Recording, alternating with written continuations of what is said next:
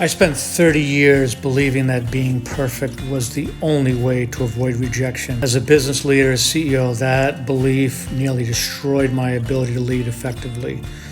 So if you're a leader who feels like you have to have all the answers, make flawless decisions, and never show weakness, this message is probably for you. When I was 9 years old, my parents told me I was adopted, and in that moment, my world just shattered. And the question that kept haunting me was just really simple. Why would somebody not want me?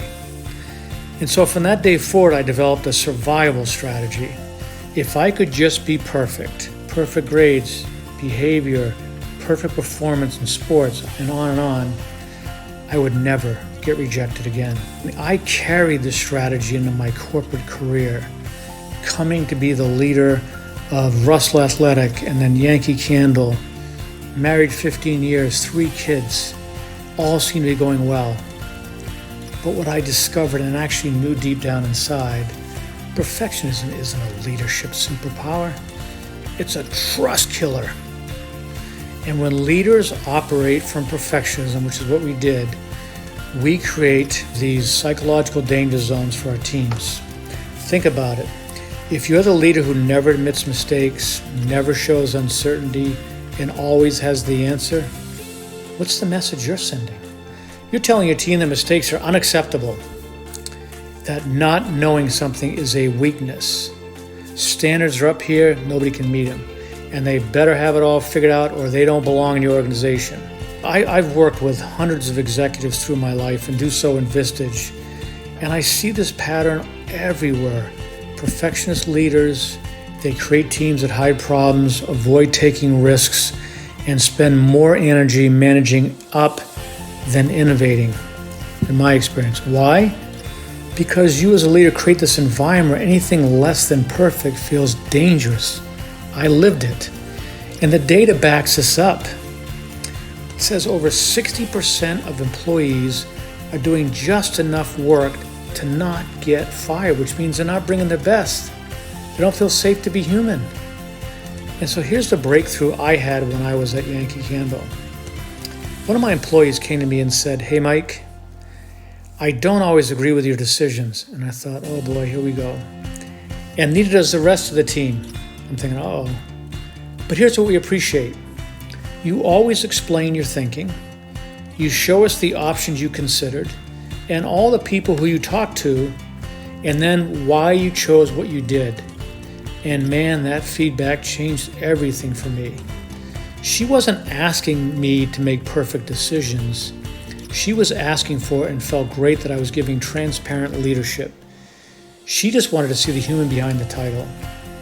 And the powerful shift I made was moving from I need to be perfect to I need to be authentic. And instead of pretending I had all the answers, I started saying things like, I'm not 100% sure about the decision, but here's what I'm thinking. And I'd love your input.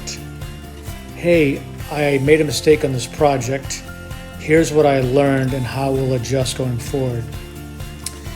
Look, this is just some outside expertise. Who on the team has insights that can help us? Things like that. So if any of you listen to this and you're ready to break free from this perfectionism, here's a sample framework I would consider using. Practice this learning leader language.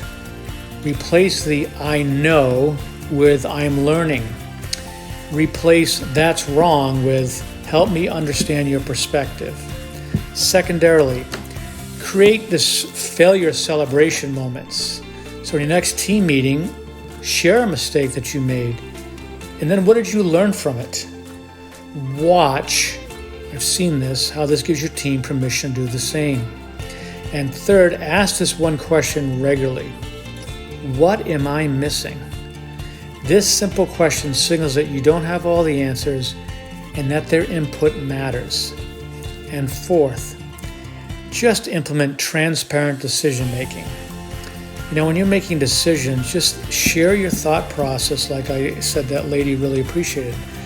Let them see how the sausage gets made. It builds trust even when they disagree with the outcome. Here's the truth. Your team doesn't need a perfect leader. They need a trustworthy one. And so when you give yourself permission to be human, you give your entire team permission to bring their best, most innovative, most engaged selves to work. And that's what you need. You don't always need new people, you need a more engaged workforce. Because the hidden cost is perfection. Isn't your own exhaustion?